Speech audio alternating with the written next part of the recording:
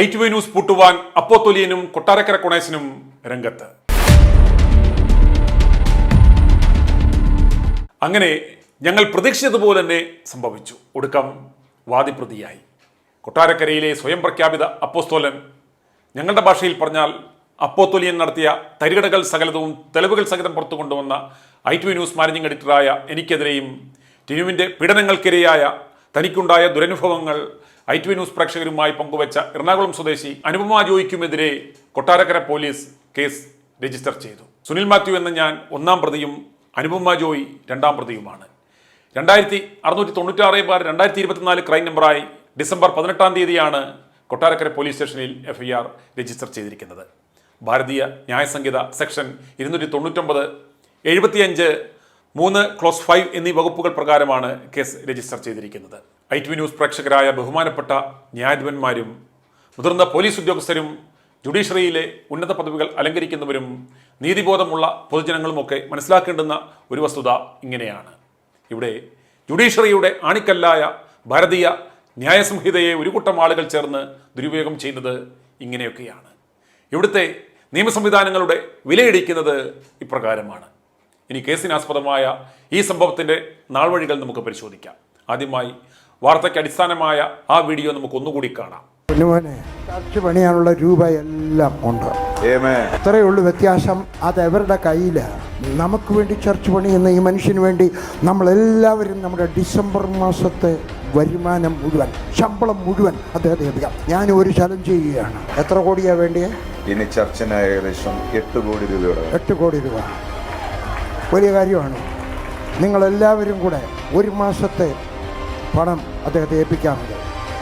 എൻ്റെ ഓൺലൈനിൽ കാണുന്നവർ, നിങ്ങൾ ഒരു മാസത്തെ പണം അദ്ദേഹത്തിന് കൊടുക്കാമെങ്കിൽ നിങ്ങൾക്ക് നഷ്ടമാണ്. I cancel your prosperity in the name of Jesus. I block it that. I am an apostle. ഞാൻ പറഞ്ഞാൽ വിസ വരുമെങ്കിൽ, ഞാൻ പറഞ്ഞാൽ cancer മാറുമെങ്കിൽ, my word is powerful. ഞാൻ കേട്ട ശബ്ദം ഞാൻ എഴുതി വെച്ച് റെക്കോർഡ് ചെയ്ത് വെച്ച് ഇതിനകത്ത് കർത്താവ് എന്നോട് സംസാരിച്ചതാ. എന്റെ മുറി വന്ന് ലിസൺ. ചർച്ചിന്റെ തിന്മ എന്തുണ്ടെന്ന് നോക്കി നടക്കുന്ന നിന്നോട് കർത്താവ് പറയുന്നു. ചർച്ചിന്റെ കുറ്റം എന്തുണ്ട്, സഭയുടെ തിന്മ എന്തുണ്ടെന്ന് നോക്കി നടക്കുന്ന നിന്നോട് ദൈവം പറയുന്നു, നിന്റെ വീട്ടിൽ നിന്നും നിന്റെ തലമുറയിൽ നിന്നും തിന്മ മാറുകയില്ല. വിശ്വാസികളുടെ പണം തട്ടുക എന്ന ലക്ഷ്യത്തോടെ കൃത്യമായ ഗൂഢാലോചന നടത്തി ജനങ്ങളുടെ മനസ്സിൽ അന്ധവിശ്വാസവും ഭയവും ജനിപ്പിച്ച് യേശുക്രിസ്തു തൻ്റെ മുറിയിൽ വന്ന് തന്നോട് നേരിട്ട് സംസാരിച്ചത് റെക്കോർഡ് ചെയ്തത് എന്ന് പറഞ്ഞ് ജനങ്ങളെ കേൾപ്പിച്ച് 8 കോടി രൂപ തട്ടുന്നതാണ് നാം ഈ കണ്ടത്. അവർ പ്രകാരം പരസ്യം ചെയ്ത് അക്കൗണ്ടിലേക്ക് കോടികൾ വരികയും അങ്ങനെ എക്സ്ട്രോഷന് അറ്റംപ്റ്റ് അല്ല, കൃത്യമായി അക്കൗണ്ടിൽ പണം വന്ന എക്സ്ട്രോഷന് ജാമ്യമില്ലാ വകുപ്പ് പ്രകാരം കേസ് രജിസ്റ്റർ ചെയ്യാവുന്ന ക്രിമിനൽ ഒഫൻസാണ് നാം ഈ കണ്ടത്. ഞാൻ പറഞ്ഞാൽ വിസ വരും, ഞാൻ പറഞ്ഞാൽ ക്യാൻസർ മാറും, ഞാൻ വിചാരിച്ചാൽ നിന്റെ പ്രോസ്പെരിറ്റി ക്യാൻസൽ ചെയ്യാം, ഐ ആം ആൻ അപ്പോസ്തോൽ എന്ന് പബ്ലിക്കായി പറഞ്ഞ് ജനങ്ങളെ ഭയപ്പെടുത്തിയ ഈ സ്വയം പ്രഖ്യാപിത അപ്പോത്തൊലിയൻ്റെ തട്ടിപ്പുകൾ ഞങ്ങൾ എണ്ണി എണ്ണി പറഞ്ഞു. അതിലെല്ലാം ഉപരി ടിനുവിൻ്റെ പൈശാചിക കൂട്ടായ്മയിൽ അറിയാതെ പെട്ടുപോയി 7 വർഷത്തിലധികം ടിനുവിൻ്റെ കൂടെ പ്രയർ അസിസ്റ്റൻ്റായി വീടും കൂടും ഉപേക്ഷിച്ച് കൊട്ടാരക്കരയിൽ താമസിച്ച അനുപമ ജോയ് എന്ന സ്ത്രീ ഞങ്ങളെ വിളിച്ച് വളരെ ഗുരുതരമായ വെളിപ്പെടുത്തൽ നടത്തിയിരുന്നു. ടിനു അവരെ ഭാര്യയെപ്പോലെയാണ് കരുതിയിരുന്നതെന്നും ടിനുവിൻ്റെ അമ്മയും സഹോദരന്മാരും സിൽബന്ധികളും അത് മനസ്സിലാക്കി അവരെ അവിടെ നിന്നും പുകച്ച് പുറത്തു ചാടിച്ചു എന്നും അനുപമയുടെ നഗ്ന ഫോട്ടോ സോഷ്യൽ മീഡിയയിൽ ടിനുവിൻ്റെ വീട്ടുകാർ ഇട്ടെന്നും നിരവധി പുരുഷന്മാർക്ക് ഇവരുടെ പേഴ്സണൽ ഫോൺ നമ്പർ നൽകി ഇവർ മോശം സ്ത്രീയാണെന്നും ഇവരെ വിളിച്ചാൽ കൂടെ വരുമെന്നും പറഞ്ഞ് അനേകരെ കൊണ്ട് വിളിപ്പിക്കുകയും ചെയ്തു എന്ന് അവർ തെളിവുകൾ സഹിതം ഞങ്ങളോട് വെളിപ്പെടുത്തി. ചോദിക്കുവാനും പറയുവാനും ആ സ്ത്രീക്ക് ആരുമില്ലാത്തത് കൊണ്ട് അവർ ഇതുവരെ ഇത് ആരോടും പറയാതെ സഹിച്ച് കഴിയുകയായിരുന്നു. മാനസിക ബുദ്ധിമുട്ട് കൂടി അവർക്ക് ഹൃദയാഘാതം വരുമെന്ന് ചികിത്സ തേടിയെന്നും അവർ വെളിപ്പെടുത്തിക്കൊണ്ടായി. ITV ന്യൂസ് പ്രേക്ഷകർക്കറിയാം, ഞങ്ങളെന്നും ശബ്ദമില്ലാത്തവരുടെ ശബ്ദമായി മാറുവാനാണ് ശ്രമിച്ചിട്ടുള്ളത്. ഞങ്ങൾക്കെതിരെ വന്നിട്ടുള്ള സകല കേസുകളും ഞങ്ങൾക്കുണ്ടായ സകല ബുദ്ധിമുട്ടുകളുമെല്ലാം ഇതിൻ്റെ പേരിൽ വന്നത് മാത്രമാണ്. ഞങ്ങൾ ഇവരുടെ പ്രലോഭനങ്ങൾക്ക് വഴങ്ങി ഇതൊന്നും കണ്ടില്ലെന്ന് നടിച്ച് ഇവർക്ക് സുതിപാടുകയായിരുന്നു എങ്കിൽ ഞങ്ങൾക്ക് ഈ ബുദ്ധിമുട്ടുകളൊന്നും വരില്ലായിരുന്നു എന്ന് മാത്രമല്ല, കോടികൾ ഉണ്ടാക്കുവാനും സമാധാനമായി വീട്ടിൽ കിടന്ന് ഉറങ്ങുവാനും ഞങ്ങൾക്ക് സാധിക്കുമായിരുന്നു. ഇന്ന് പ്രത്യേകിച്ച് ആത്മീയ ലോകത്തെ തട്ടിപ്പുകളും ചൂഷണങ്ങളും പൊതുജനം മനസ്സിലാക്കുന്നത് ITV ന്യൂസ് നൽകുന്ന ബഹിരഹിതമായ മൂർച്ചയുള്ളതും മുഴക്കമുള്ളതുമായ വാർത്തകൾ കണ്ടാണ് ഞങ്ങൾ വാർത്ത നൽകുന്നതിന് മുമ്പ് ബഹുമാനപ്പെട്ട director general of police, ADGP law and order, Kollam rural SP, Kottarakkara SHO, Kerala മുഖ്യമന്ത്രി അടക്കം ഞങ്ങൾ പരാതി മെയിലായും രജിസ്റ്റേർഡ് വിത്ത് അക്നോളജ്മെൻറ്റ് കാർഡ് സഹിതവും അയച്ചു നൽകിയിരുന്നു. അയച്ച അക്നോളജ്മെൻ്റ് എല്ലാം ഞങ്ങൾക്ക് തിരികെ കിട്ടി. മുഖ്യമന്ത്രിക്ക് അയച്ച പരാതി കൊട്ടാരക്കര DYSPക്ക് ഫോർവേഡ് ചെയ്യുകയും അതിൻ്റെ അടിസ്ഥാനത്തിൽ മുകളിലോട്ട് റിപ്പോർട്ട് കൊടുക്കേണ്ടതിൻ്റെ പശ്ചാത്തലത്തിൽ ഒരു ചടങ്ങിന് എൻ്റെ സ്റ്റേറ്റ്മെൻറ്റ് എടുക്കുവാൻ വരണം എന്ന് ആവശ്യപ്പെടുകയും ഞാൻ തിരുവനന്തപുരത്തു നിന്നും ഒരു ദിവസം മെനക്കെട്ട് അവിടെ പോയി സ്റ്റേറ്റ്മെൻറ്റ് കൊടുക്കുകയും ചെയ്തു. ടിനുവിൻ്റെ ജ്യേഷ്ഠ സഹോദരൻ പരസ്യമായി എന്നെ ഭീഷണിപ്പെടുത്തി വീഡിയോ ഇറക്കിയിരുന്നു. അതും ഞങ്ങൾ പരാതിയിൽ പറഞ്ഞിരുന്നു. പക്ഷേ നടപടിയൊന്നും ഉണ്ടായില്ല. ഞാൻ കൊട്ടാരക്കര DYSP ഓഫീസിൽ സ്റ്റേറ്റ്മെൻറ്റ് കൊടുക്കുവാൻ ചെന്നപ്പോൾ അവിടെ നിന്നും പറഞ്ഞത് ടിനു തട്ടിപ്പുകാരനാണെന്ന് ഞങ്ങൾ കൊട്ടാരക്കരക്കാർക്ക് നന്നായി അറിയാം, പക്ഷേ അവനെതിരെ ഞങ്ങൾക്ക് ഒരു പെറ്റി കേസ് എടുക്കുവാൻ പോലും സാധിക്കില്ല, കാരണം മുകളിൽ നിന്ന് നല്ല പ്രഷർ ഉണ്ടെന്ന്. അതുകൊണ്ട് ഈ സ്റ്റേറ്റ്മെൻ്റ് എടുപ്പ് വെറും പ്രഹസനം മാത്രമാണ് എന്നും മന്ത്രി ഇവൻ്റെ അടിമയാണ് എന്നും വെളിപ്പെടുത്തുകയുണ്ടായി.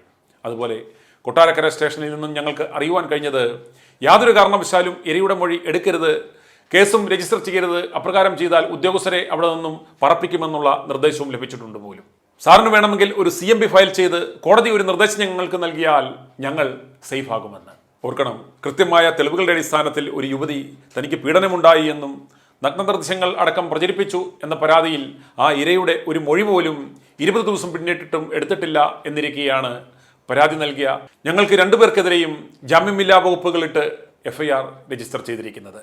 ജാമ്യമില്ലാ വകുപ്പ് പ്രകാരം എനിക്കെതിരെ ഒന്നാമതായി ചാർത്തിയിരിക്കുന്നത് BNS 299 എന്ന വകുപ്പാണ്. മതവികാരം വ്രണപ്പെടുത്തി ഞാൻ കലാപാഹ്വാനത്തിന് ശ്രമിച്ചെന്ന് 3 കൊല്ലം വരെ കഠിന തടവ് കിട്ടാവുന്ന ശിക്ഷ, കൂടാതെ ഫൈനോ 2 കൂടെയോ കിട്ടാം. അടുത്ത വകുപ്പ് BNS 75, സെക്ഷൽ ഹരാസ്മെൻറ്റ്, സ്ത്രീത്വത്തെ അപമാനിക്കൽ, 3 വർഷം വരെ കഠിന തടവ് അതോ ഫൈനോ 2 കൂടെയോ ലഭിക്കാവുന്ന കുറ്റം. ടിനു ഭാര്യയായി കരുതി ചൂഷണം ചെയ്ത് 7 വർഷം ജീവിക്കുകയും തൻ്റെ നഗ്നദൃശ്യങ്ങൾ സമൂഹമാധ്യമങ്ങളിൽ പ്രചരിപ്പിച്ചു എന്ന പരാതി നൽകിയ ആ സ്ത്രീക്കെതിരെയും അവിടെ ആ സ്റ്റേറ്റ്മെൻറ്റ് സത്യമാണെന്ന് ബോധ്യപ്പെട്ട് തെളിവുകളുടെ അടിസ്ഥാനത്തിൽ വാർത്ത നൽകിയ എനിക്കെതിരെയും സെക്ഷൽ ഹരാസ്മെൻറ്റിന് കേസ്. അടുത്തത് BNS 3(5) ക്രിമിനൽ ഇൻറ്റിമിഡേഷൻ, കുറ്റകരമായ ഗൂഢാലോചന. ടിനുവിൻ്റെ തട്ടിപ്പുകളെക്കുറിച്ചുള്ള വാർത്ത കണ്ട് വിളിച്ച എറണാകുളം സ്വദേശിയായ സ്ത്രീയുമായി ഞാൻ ഗൂഢാലോചന നടത്തി പോലും. പ്രാഥമിക അന്വേഷണമോ പരിശോധനകളോ പോലും നടത്താതെ രജിസ്റ്റർ ചെയ്ത കേസ്. പക്ഷേ ഞാൻ ശിക്ഷാർഹനാകണമെങ്കിൽ ഞാൻ ചെയ്ത പ്രവൃത്തി ആ സെക്ഷൻ അട്രാക്റ്റ് ചെയ്യണം. അപ്പോത്തൊലിയൻ്റെ അടിമ മന്ത്രി പറഞ്ഞതുകൊണ്ടും വിരട്ടിയതുകൊണ്ടും മാത്രമാണ് ഞങ്ങൾ ഈ വകുപ്പിട്ടതെന്ന് പോലീസുകാർക്ക് കോടതിയിൽ പറയുവാൻ സാധിക്കുമോ? അറിയില്ല. ഇവിടുത്തെ നിയമ സംവിധാനങ്ങൾ ആ മന്ത്രിയുടെ അപ്പൻ്റെ തട്ടിപ്പിന് ജയിലിൽ കിടന്ന ആ കള്ളൻ്റെ കുടുംബ സ്വത്താണോ? അല്ല, അല്ലേ അല്ല എന്നാണ് എൻ്റെ അനുഭവത്തിൽ ഞാൻ പറയുന്നത്. ഒന്ന്, ഒരു മതസ്പർദ്ധ അല്ലെങ്കിൽ കലാപം ഉണ്ടാകണമെങ്കിൽ 2 വ്യത്യസ്ത മതവിഭാഗങ്ങളുള്ളവരാണെങ്കിലേ അതിന് സാധ്യതയുള്ളൂ.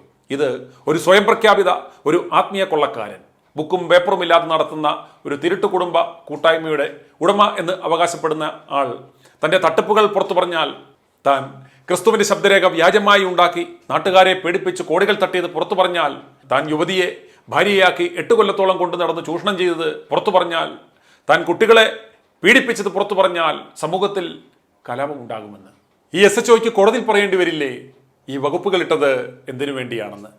കൊട്ടാരക്കര കൊണേശൻ പറഞ്ഞ വകുപ്പ് ഞാൻ ഇട്ടുകൊടുത്തു സാറേ എന്ന് പറഞ്ഞാൽ നിനക്ക് ശമ്പളം തരുന്നത് കൊണേശനാണോ എന്ന് ചോദിക്കില്ലേ? ഇതിലും ഭേദം ആ പഴയ പണി, ആ കത്തിയുമായി ഇറങ്ങുന്നതല്ലേ നല്ലതെന്ന് നിയമം അറിയാവുന്നവർ ചോദിക്കില്ലേ? CBI കോടതിയിൽ സമർപ്പിച്ച ആ അന്തിമ റിപ്പോർട്ടിൻ്റെ അടിസ്ഥാനത്തിൽ ഞങ്ങൾ വാർത്ത കൊടുത്തപ്പോൾ കൊണേശൻ്റെ PA കൊണ്ട് എനിക്കെതിരെ മ്യൂസിയം പോലീസ് സ്റ്റേഷനിൽ ഒരു കേസ് കൊടുത്തു. ഓഫീസ് റെയ്ഡ് ചെയ്തു.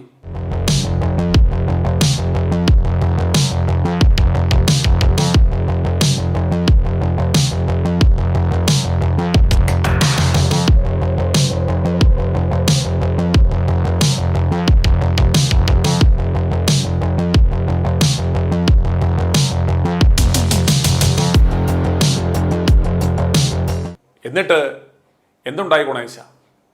നീ എന്നെ പൂട്ടിയോ? നീ അടച്ച് ഭദ്രമാക്കി വെച്ചത് ഞങ്ങൾ പലതും തുറക്കുവാൻ ഒരുങ്ങുകയാണ്. ജനിപ്പിച്ച അപ്പം തന്നെ ചോദിച്ചു ചാനലിലൂടെ, ഇവൻ എൻ്റെ മകൻ തന്നെയാണോ എന്ന്. നാട്ടുകാരാണോ അത് പറയേണ്ടുന്നത്? സീരിയൽ നടിയുടെ കെട്ടിയവൻ അവിഹിതം പൊക്കി ഭാര്യയുടെ മുന്നിലിട്ട് മന്ത്രിമന്ദിരത്തിലിട്ട് ചവിട്ടിക്കൂട്ടി. 1.5 കിലോമീറ്ററാണ് അന്നിവൻ്റെ മൂത്രം ഒഴുകിയത്. അടികൊണ്ട് വീർത്തയ മുഖം ഞങ്ങൾ വാർത്തയിലൂടെ പലവട്ടം നാട്ടുകാരെ കാണിച്ചതാണ്. ആദ്യ ഭാര്യയെയും തങ്കം പോലെയുള്ള ആ മക്കളെയും ഉപേക്ഷിച്ചു. നടി ശ്രീവിധിയെ കബളിപ്പിച്ച് അവരുടെ സകല സ്വത്തുക്കളും തട്ടിയെടുത്തു. അവരെ മരണത്തിന് വിട്ടുകൊടുത്തു. സ്വന്തം കൂടപ്പുറപ്പായ സഹോദരി എന്നെ വലിപ്പിച്ചേ എന്ന് പറഞ്ഞ് ഇപ്പോൾ കരഞ്ഞുകൊണ്ട് നടക്കുന്നു. കേസ് കോടതിയിൽ പുരോഗമിക്കുന്നു. ഉമ്മൻചാണ്ടിയെ വഞ്ചിച്ചു. സരിതയുടെ പരാമർശം ആരും മറന്നിരിക്കാനിടയില്ല. നിനക്കെവിടാടാ ഗുണേശ മാനമെന്ന് കോടതി പോലും ഈ നായോട് ചോദിക്കില്ലേ? എപ്പിസോഡുകളായി CBI കോടതിയിൽ സമർപ്പിച്ച ആ അന്തിമ റിപ്പോർട്ട് ഞങ്ങൾ പുറത്തുവിടാൻ പോവുകയാണ്. നാട്ടുകാരറിയട്ടെ ഇവൻ്റെ ഗുണഗണങ്ങൾ. ഇത്രയും ആഭാസനായിരുന്നിട്ടും കൊട്ടാരക്കര അപ്പോത്തൊലിയൻ പ്രാർത്ഥിച്ചിട്ടാണ് ഇവൻ ജയിച്ചതെന്ന് ഇവൻ തന്നെ വിശ്വസിക്കുന്നു. ഇപ്പോൾ അവനെ സഹായിക്കുവാൻ, എന്നെ പൂട്ടുവാൻ ഗുണേശൻ മുന്നിട്ടിറങ്ങിയിരിക്കുന്നത് അതുകൊണ്ടാണത്രേ.